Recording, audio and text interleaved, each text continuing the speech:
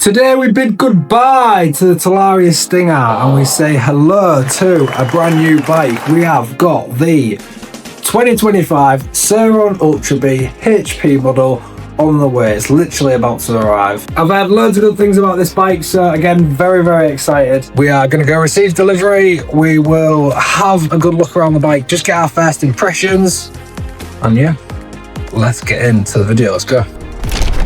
So the man has arrived. If I am not wrong, he should be outside right about now. Here he is. Howie. Hey up. Nice to meet you, mate. Nice to meet you too, yes. Yeah. How's things? You good? Mate. Excited, yeah, good, I can imagine. Very excited, thank you. Very excited. Oh, she's a beast, mate. She is a beast. Did you have a good drive down here? Yeah, it wasn't too bad. Like you mentioned, I appreciate you warning us about the wind. It was heavy. I think they shut the Humber Bridge as well. I'm not surprised, to be fair. So got the delivery from the competition winner last night. They were messing around, so but this Keep is that yours. Got your box here with your amazing. Got your mirrors in there, and then your charger. So yeah, I'll give you that, mate. There you go. Awesome. Boom. Do you need a hand out? No, we should be all good. Thank you for offering that, mate. No worries. But yeah, no. So what's made you go for the Ultra then?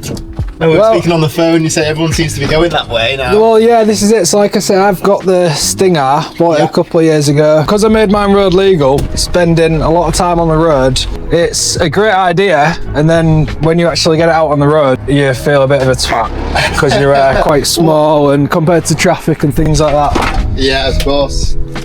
Awesome, thank you. So I feel like this was just a natural progression. Yeah.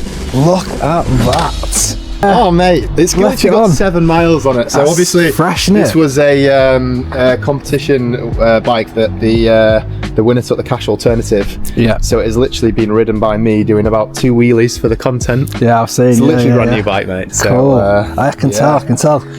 Now, if you're not aware, I bought this bike from a UK company called Revolve Moto. Now, Chris, who we've just met, you may also recognise him because he's all over social media with his company, Extreme Competitions.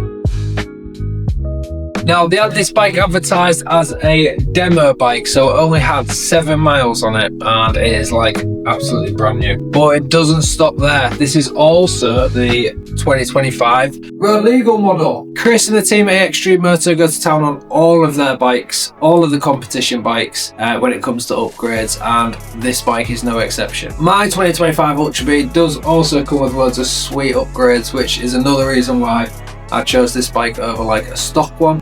Right now, let's get into my first impressions of the bike and have a look at some of the features that the road legal model has to offer.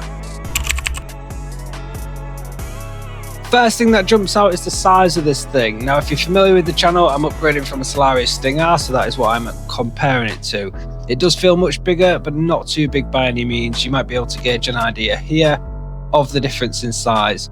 The Ultra Bee is definitely a couple inches taller, which, as we all know, a couple of extra inches makes all the difference.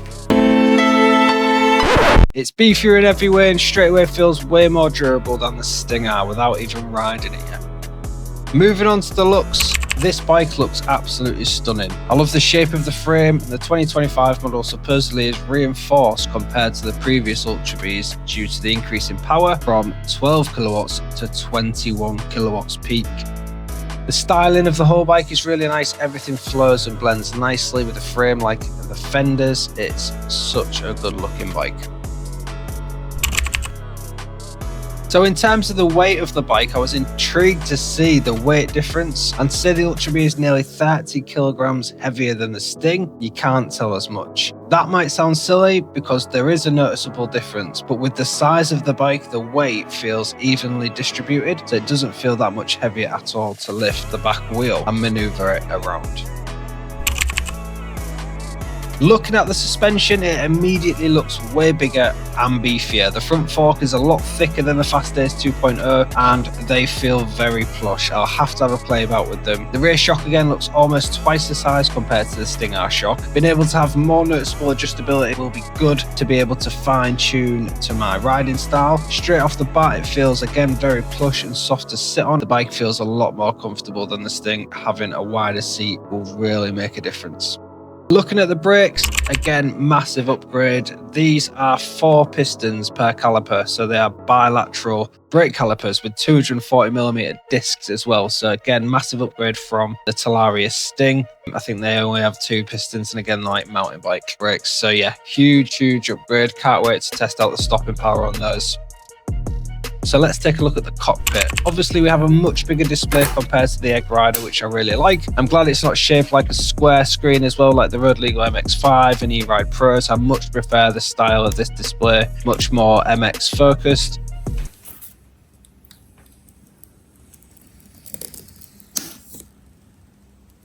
This display shows the miles per hour, mileage, battery percentage, and loads more, which I won't go into right now. This being the Road Legal model means we have a lot more going on the handlebars. We have indicators, a separate button for hazard lights. We have a daytime running headlight, a full beam as well, but no off switch to turn the daytime running light off. We have a kill switch, which I am actually buzzing about.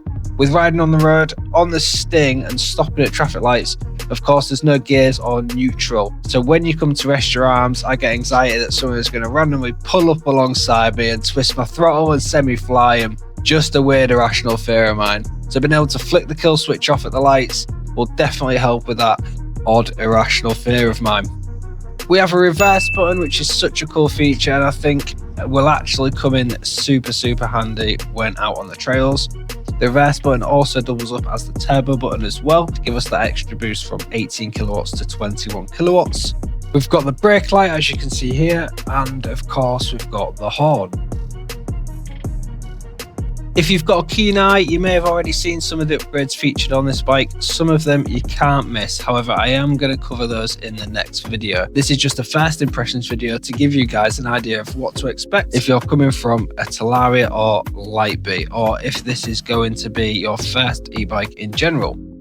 With this being the Road Legal model, at the time of filming this video, I am still waiting for the logbook to arrive so I can insure the bike to ride legally on the road. So I've not even had the chance to ride it yet. I want to say a big shout out to Chris and the team at eXtreme and Revolve Moto, because the level of service was second to none. Chris went into great detail and showed me around the bike how everything works. He also threw in a free first service as well, which I think they do with all their new bikes. They're extremely friendly and approachable guys who answered all my questions without hesitation and ensured the sale process was smooth, stress-free, and gave me loads of peace of mind when it comes to future service and aftercare. You can find them on all socials such as Instagram, Facebook and TikTok. You can also check out their website if you want to enter a competition to win a brand new bike like this of your own, or if you want to purchase one. They specialise in all kinds of e-bikes, from Surrons to Talarias to kids RFM bikes and Revy bikes and all sorts. They will even build you a custom bike with upgrades as well if you want to. Before anyone gets ahead of themselves, I have not been paid to say any of this in any way, shape or form. I asked Chris if he minded filming the delivery for the YouTube channel, and he was more than happy to do so, and I genuinely have had a great experience from start to finish. I wouldn't recommend any company unless I genuinely love the products, receive good customer service along with a good buying experience. Again, I'll leave a link to all the bits and bobs below so you can go check them out. In the meantime, there'll be lots of content coming on this bike, and I can't wait to properly ride it in the trails, on the jumps and on the street. Thank you guys for watching. If you want to see more content like this, then consider subscribing if you're not already, and of course thank you to everyone who already is. I look forward to seeing you in the next one. Take it easy and peace out.